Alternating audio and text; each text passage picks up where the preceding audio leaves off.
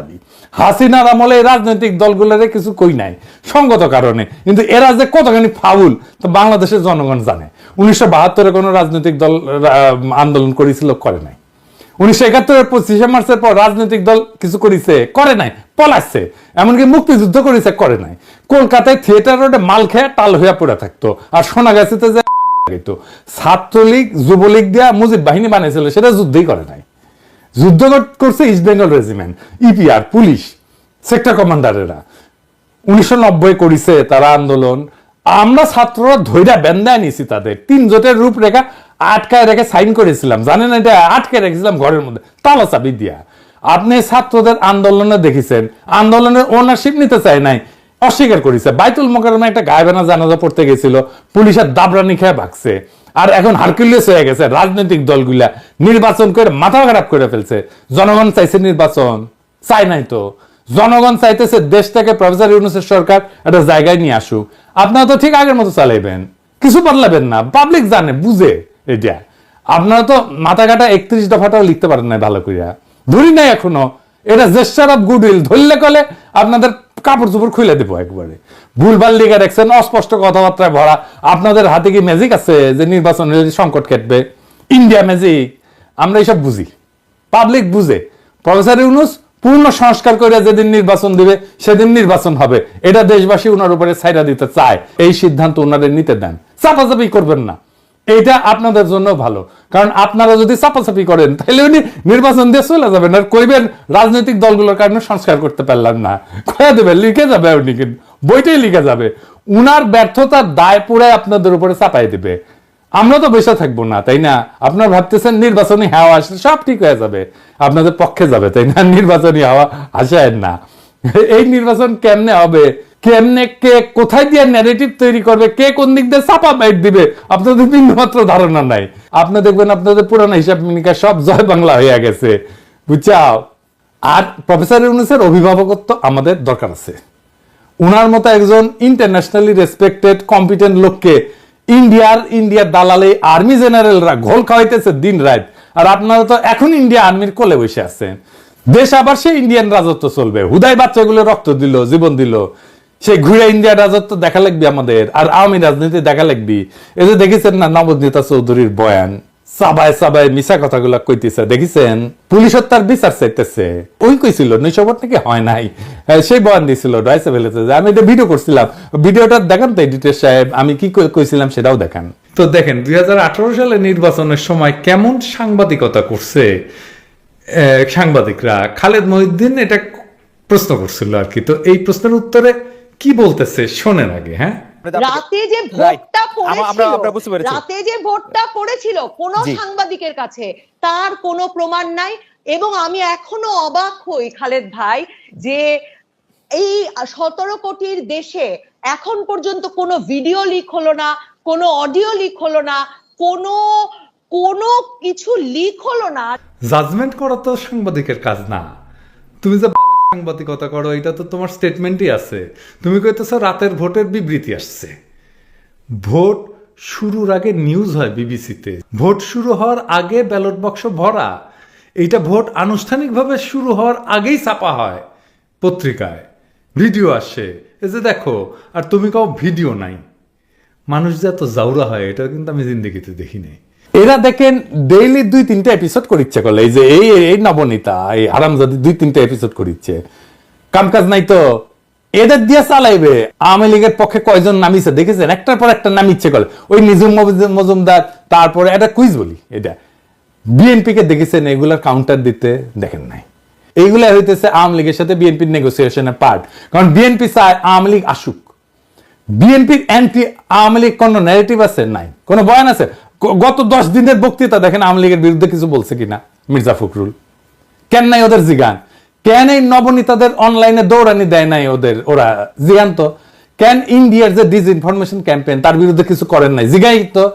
এটাও তাদের grand plan. আজহারের বিরুদ্ধে বলে, ইউটিউবারদের বিরুদ্ধে বলে, ইন্ডিয়ার বিরুদ্ধে, আওয়ামী লীগের বিরুদ্ধে কেন কবি নীরব? জনগণ জানতে চায়। এবার আসেন ছাত্রদের প্রসঙ্গ। ভাবেন না আমি কাউরে ছাড় দিই না। বিপ্লবের বেশিরভাগ ক্রেডিট ছাত্রদের। হাসিনার ভাবছে বিপ্লব আর বাদ যাবে কেন, তারও মেরে দিই, মারছে। কিন্তু বিপ্লবের যে সেও একটা পার্ট, সেটা আর তার মনে ছিল না। এই উপদেষ্টাদের সিলেক্ট করছে কে? ছাত্ররা তো। তারপরে তারা কোনো কথা শুনে নাই, নিজেরা নিজেদের ক্যাপাসিটিকে ওভার এস্টিমেট করেছে, আর অভিজ্ঞতার অভাবে প্রত্যেক জায়গায় মারা খেয়েছে। চুপ্পুকে সরাইতে গেছে, চুপ্পু আর বিএনপি অ্যালাইন হয়ে গেছে চুপ্পুকে সরাইতে যায়, বুঝছাও।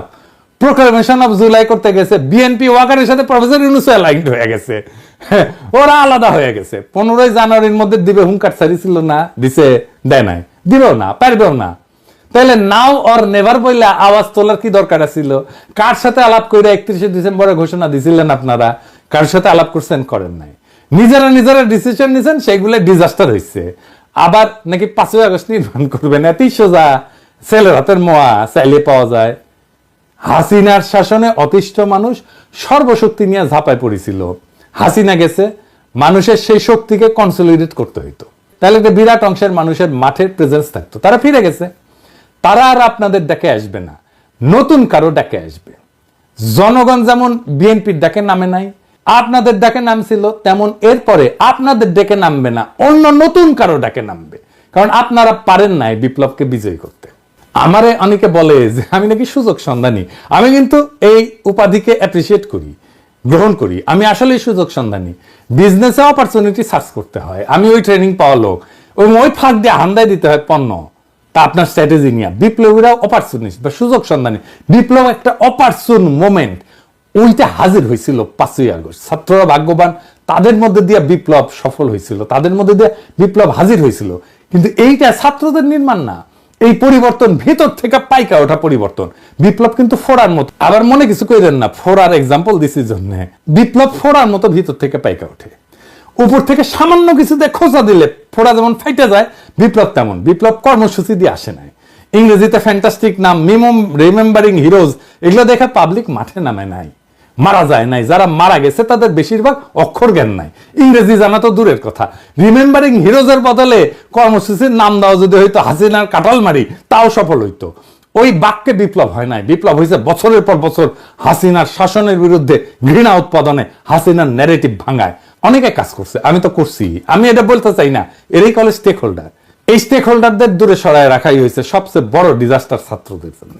90 ছাত্র নেতারা অনেক বেশি ম্যাচিউরড ছিল এখনকার ছাত্র নেতাদের চাইতে, কারণ তাদের বয়স 30-এর উপরে ছিল, তারা ক্ষমতার অংশ হয় নাই। আর তাদের সকলের রাজনৈতিক মুরব্বী ছিল, রাজনৈতিক ট্রেনিং ছিল। এদের কারোই রাজনৈতিক মুরব্বী নাই। 75-এর সেনা অফিসাররাও একই রকম ভাবে ইয়াং ছিল, সে একই রকম ক্ষমতা ছিল। তাদের ক্ষমতা 3 মাস টিকছিল মাত্র, এবং ওদেরও রাজনৈতিক মুরব্বী ছিল না। দেশ থেকে বিতাড়িত হইতে হয়েছিল ওনাদেরকে, এমনকি ফাঁসিতেও জীবন দিতে হয়েছে। ভুল কি ছিল? ভুল ছিল ওই সংবিধান দিয়া ক্ষমতা চালাইতে, আর আওয়ামী লীগের মন্ত্রিসভা দিয়ে মন্ত্রিসভা চালাইতে, এবং রাজনৈতিক মুরব্বী না থাকাতে। খালেদ মোশাররফ কু করলো? আজ সেনাবাহিনীতে 50টা খালেদ মোশাররফ আছে। ছাত্ররা মন্ত্রিসভা থেকে বিতাড়িত হইলে অবাক হইয়েন না, পাগলেও নাকি নিজের ভালো বুঝে। আজ আর বেশি কিছু কইলাম না, এখনো সময় আছে। ছাত্ররা যদি কিছুটা হইলেও বিপ্লবকে রক্ষা করতে চায়, পারা যাবে। নয়তো আর কি করার। অনেকেই অনেক সম্ভাবনাকে কাজে লাগাইতে পারে নাই ইগোর কারণে। বাংলাদেশের রাজনীতির আর্কিটেক্ট যারা হইতে পারতেন, তারা রাজনীতির ফুটনোট হইয়া থাকবেন। বাংলাদেশের রাজনীতি থাইমা থাকবে না, নতুন হাত ধইরা আগায় যাবে। রাজনৈতিক দল, প্রফেসর ইউনূসের সরকার আর ছাত্ররা, আপনাদের ব্যর্থতা সীমাহীন। দেখেন না, বিচার তো হইল না, কাউকে আটক করা হইলো, সবাইকে করা হইলো না, পালাই গেল কত লোক।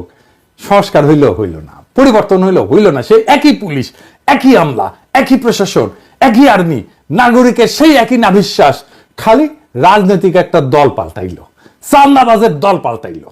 জুলাই বিক্রি হইল রাজনৈতিক দলের দর কষাকষিতে। কেউ কেউ বিক্রি করলো নিজেদের রাজনৈতিক দল গোছাইতে, আর কেউ কেউ ধান্দাবাজিতে বেচে দিল।